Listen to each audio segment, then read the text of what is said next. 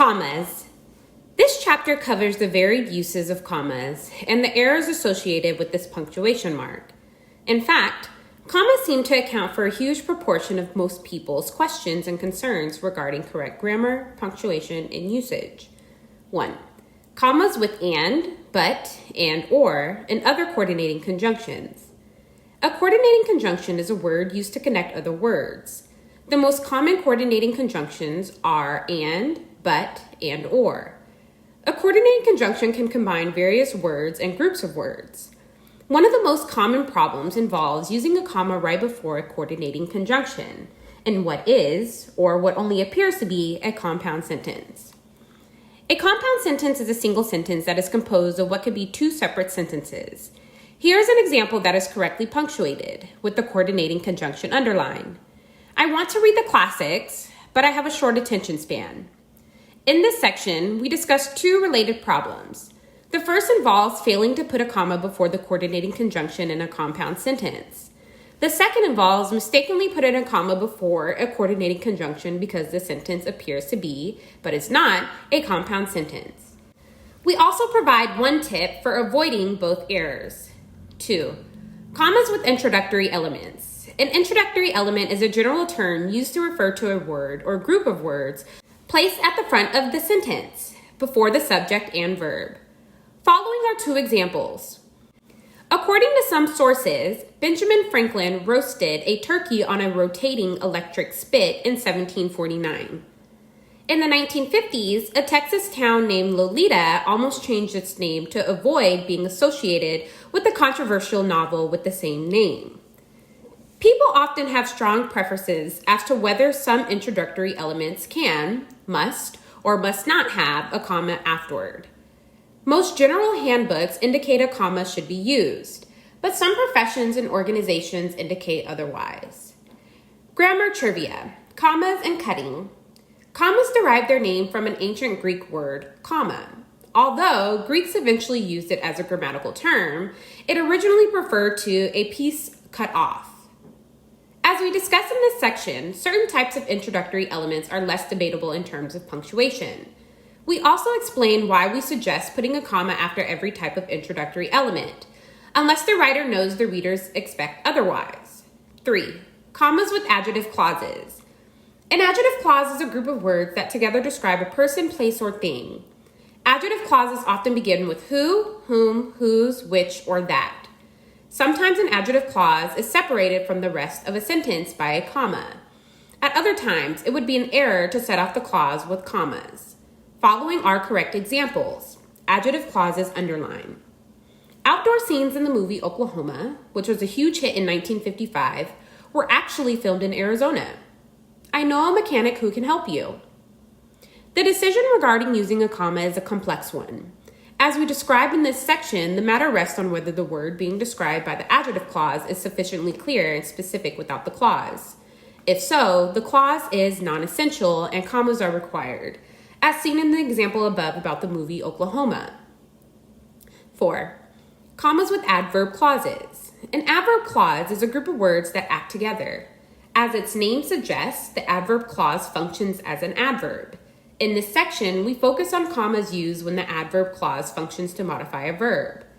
Some adverb clauses must have commas separating them from the rest of a sentence. With other adverb clauses, there should not be any such commas. And still, in other situations, using commas is optional. Following are examples of correctly punctuated adverb clauses underlined. While I was in England visiting friends, I was told that the game of darts started in the Middle Ages as a way to train archers. The numbering system on a dartboard is a bit of a mystery because nobody knows its origins. This section discusses the rules that most grammar experts agree on in terms of punctuating adverb clauses. This section also offers suggestions on how to deal with some of the situations when there is not such widespread agreement. 5. Commas with the positives. An appositive is a word or group of words with no other function except to rename a previous noun or pronoun. Contrary to what many people assume, appositives are not necessarily set off with commas. If an appositive is not really necessary, it is set off with commas, but appositives that readers need in order to understand the sentence are not set off with commas. Here are two examples of appositives, underlined. The first of which requires commas because the appositive is not necessary. A month before being shot in his car by law officers, Clyde Barrow, a notorious criminal, wrote a letter to Henry Ford praising him for the dandy automobile he made. In 1885, the Apache chief Geronimo was outnumbered by 150 to 1, yet managed to hold off the U.S. Army for half a year. In this section, we discuss when you should and should not use commas with appositives. 6. Commas with adjectives. Adjectives are words that modify nouns, and it is common for writers to have two or more adjectives in a row before the noun they modify. Some people mistakenly assume all such adjectives are separated by commas from one another. Sometimes commas are required, but sometimes not, as seen here. Adjectives underline.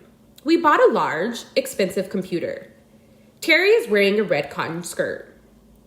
Commas are needed when adjectives are coordinate, when they belong to the same basic class of adjectives. When the adjectives belong to different classes, commas should not be used. This matter might seem confusing because few people are aware of the different categories of adjectives. We offer 2 common sense tips for helping people see the distinctions and punctuate adjectives correctly. Commas with and, but, and, or, and other coordinating conjunctions. The coordinating conjunction is a word used to combine words, phrases, or entire sentences. When combining sentences, use a comma immediately before the coordinating conjunction. Coordinating conjunctions are words that have little meaning by themselves. Their primary purpose is to connect other words that do have important meaning. In this section, we focus on coordinating conjunctions used to combine entire sentences. To a lesser extent, this section covers guidelines for combining verbs that share the same subject. The most common coordinating conjunctions are and, but, and, or, as noted earlier. A good way to remember all the coordinating conjunctions is using the acronym FANBOYS, for, and, nor, but, or, yet, so. These 3 sentences use a comma along with a coordinating conjunction underlined to combine sentences. Guyon Bluford was the first African American to fly in space, and he was a decorated Air Force veteran. I asked for cream in my coffee, but the waiter did not give me any. You can submit the report on time, or we can all work together until midnight to get the work done. Commas have many functions, and many errors occur simply because people cannot keep up with the varied ways in which a comma should be used or not used. One of the most common uses and misuses is when a comma is used to combine entire sentences. Actually, there are 2 types of errors connected with this use of a comma. Although both types are relatively common, neither is particularly serious in the eyes of most readers. Certainly not as serious or annoying as a fragment or a comma splice. In fact, neither type of the error has a name that people agree on, which is why the title of this section is unusually long. Before considering these 2 types of errors, remember the following rule to avoid the problem altogether. Avoiding the problem: commas and complete sentences. Place a comma before a coordinating conjunction that is used to combine 2 sentences. Do not use a comma when what comes after is not a complete sentence. In other words, keep this pattern in mind. Sentence number 1 plus comma plus coordinating conjunction plus sentence number 2. Think of it this way. The comma is this situation is like a week period. The comma is taking the place of what could be a period, as shown here. Somebody ordered 10 filing cabinets, but they have not arrived. Or, somebody ordered 10 filing cabinets, but they have not arrived. Many readers regard starting a sentence with but or another coordinating conjunction to be too informal. However, technically you can do so. The important point is that you should combine 2 sentences by using a comma plus a coordinating conjunction. Let's discuss the first type of error connected with this sort of sentence. A common mistake people make is that they leave out the comma, as illustrated in these 2 incorrect sentences. We will reimburse you for expenses, but you should be careful about how much you spend. Ants might not seem very intelligent, yet their brains are larger than those of most other insects their size. The problem is that the comma is supposed to be a subtle clue. It indicates that what comes afterward is an idea that, even if related to the first part of the sentence, is going in a new direction. Grammatically speaking, the comma prepares readers for a new subject and a new verb. This creates a compound sentence, a sentence composed of what could be 2 sentences. See Chapter 6. Another way of putting it is that a compound sentence is made of at least two independent clauses. By far, the most common means of connecting the two parts of a compound sentence is a comma, although using a semicolon is another option. See Chapter 13. Applying the rule easily corrects these problems. Place a comma where you could place a period, immediately before the coordinating conjunction. We will reimburse you for expenses, but you should be careful about how much you spend. Ants might not seem very intelligent, yet their brains are larger than those of most other insects their size. There is a second type of error connected with the coordinating conjunction in what appears to be a compound sentence. Some people mistakenly use a comma before a coordinating conjunction. That is, sometimes a person will take the aforementioned rule too far and unnecessarily use a comma, as in these two examples. The band is playing too loudly and wearing obnoxious clothes. Widgets Incorporated recalled this computer, but has not informed us how to replace it. What comes after each comma cannot stand on its own as a complete sentence. Put another way, you cannot replace these two commas with periods. The band is playing too loudly and wearing obnoxious clothes. Widgets Incorporated recalled this computer, but has not informed us how to replace it. Because the second halves cannot stand alone, the original sentences were not true compound sentences. Thus, a comma is not needed before the conjunction. Again, consider the rule. Use a comma before a coordinating conjunction used to combine what could be two sentences. This rule also means that you should not use a comma when what comes afterward relies on the first part of the sentence. Grammatically speaking, these last two sentences are not compound sentences. Rather, they involve compound verbs. In each sentence, the subject is doing two actions. The band is playing too loudly. The band is wearing obnoxious clothes. Widgets Incorporated recalled this computer. Widgets Incorporated has not informed us how to replace it. In each of these examples, putting a comma between the two actions interrupts the way in which the two verbs go back to a single subject. To fix the problem, leave out the commas. The band is playing too loudly and is wearing obnoxious clothes. Widgets Incorporated recalled this computer but has not informed us how to replace it. As noted earlier, neither of these errors, leaving out the comma or putting it in needlessly, is considered to be very serious by most readers. In fact, this is one of those gray areas of punctuation. Many grammar handbooks state that you have the option of omitting the comma in a compound sentence if the first part of the sentence is fewer than 5 words, as in, I drove home but nobody was there. Also, some people, especially if they are trying to be emphatic or simulate the way people pause when speaking, will use the comma to separate two verbs, as in, I want you to leave and never return. These are the exceptions, and the prudent approach is to not break the rules lightly. Summary. To figure out if you need a comma before a coordinating conjunction, such as and, but, or, you should determine if what comes after the coordinating conjunction could potentially be a complete sentence. If yes, the comma is needed before the conjunction. If no, no comma is needed before the conjunction. Commas with introductory elements. Sentences normally begin with a subject followed by a verb. An introductory element refers to other types of words that are not part of the subject but are still placed at the beginning of a sentence. As shown in these two examples, introductory elements underlined. When I was 16, my father gave me a sailboat. However, the boat sank after I had it only a week. A comma is useful because it is a marker indicating where the real sentence begins with the subject and its verb. In fact, a handy way to detect an introductory element is to see if it can be moved around so that the sentence can begin another way. Grammar tip: moving introductory elements. If a word or groups of words coming at the beginning of a sentence can be moved around, then it is probably an introductory element. Applying this tip reveals that the two examples just given indeed have introductory elements. My father gave me a sailboat when I was 16. The boat, however, sank after I had it only a week.